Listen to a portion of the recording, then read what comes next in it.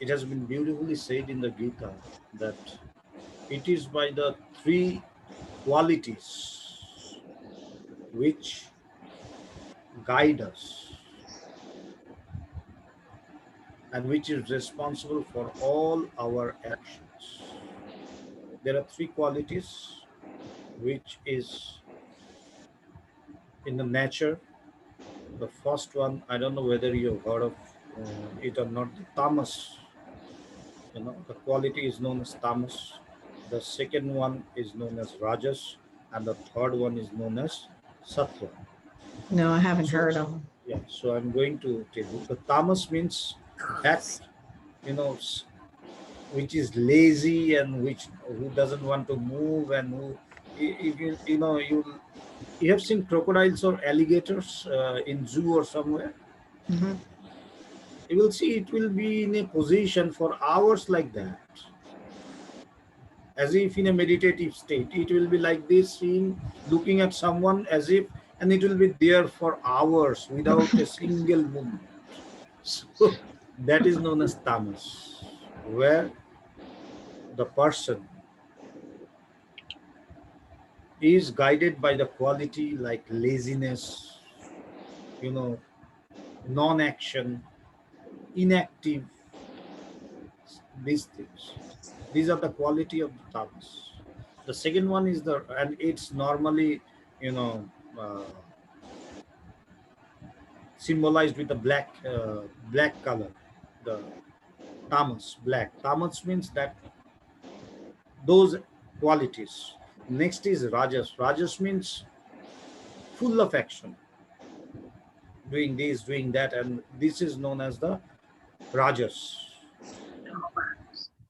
Now, what does Okay, it mean again? Rajas? rajas means full of action. Action. And what was the second Action. one? The first one is tamas, tamas, tamas. The second is rajas, And what does which that mean? is full of action.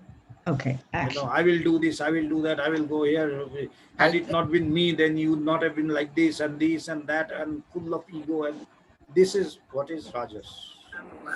And the third is the sattva. And red color is the symbol of rajas. And then the sattva, sattva, sattva, sattva, sattva. Okay, now sattva means where there is kindness, where there is love, where there is equanimity, these, where there is generosity. These qualities are the qualities of sattva, and it is symbolized by the color white. That's what I thought. It's symbolized by the color white. So these three are the qualities which actually guide us and our actions. A person who is in the tamas state of mind, he has to first come to the rajas, be active, do work, all kinds of works, and then gradually be sattvic, go to the higher state. That is the highest quality, the sattvic, where one has this kindness, love, generosity, and all these things. But remember, the truth is beyond all these three. The truth is beyond tamas, beyond rajas, and beyond sattva. The effect of tamas is laziness, and it will bind you. You will be in severe bondage. The second rajas, that is also bondage, but it's a better one. The third one, the ultimate one, the sattva, it will lead you to liberation. It will bring you near to liberation. It will show you the way to liberation, but it cannot liberate you. Liberation or salvation comes from realization of this truth, that which is known as God or self or Atman. Without realizing this truth or consciousness or Atman or Brahman or whatever you say, one cannot be liberated. And before that, these three qualities bind the human being. Now, one who is in tamas, he will not do anything. He will be eating and sleeping and just be lazy. Oh, let it happen. Whatever happens, you will find some persons like this. Whatever may happen to the world, I don't care. I'm eating and sleeping. That's fine. There will be some people who are doing something, like all sort of things, running here, running there, doing this, doing that. uh, Full of they will also be egotistic. Without me you cannot do this, without me this, had I not been here then this would have gone, this. So there are some persons like this. Like And me. then, sorry. Like me. And there are some persons who possess the beautiful qualities, the divine qualities like love, generosity, sharing, caring, all these things. So, this quality, the sattva quality, it takes us near to liberation, but it cannot liberate. All these three qualities bind the human being, and they are present in everyone. A person who is in the tamasic state, it doesn't mean that he does not have the other two state, but his tamas is dominant. It dominates the other two. A person who is rajasic, who has the rajas state of mind, he has the other two qualities, tamas and sattva, but his rajasic state dominates the other two. Similarly, a sattvic person, he also has tamas and rajas, but his sattvic state dominates the other two. And all these three binds us. There is a very beautiful story to illustrate, like to uh, define or to state what they do actually.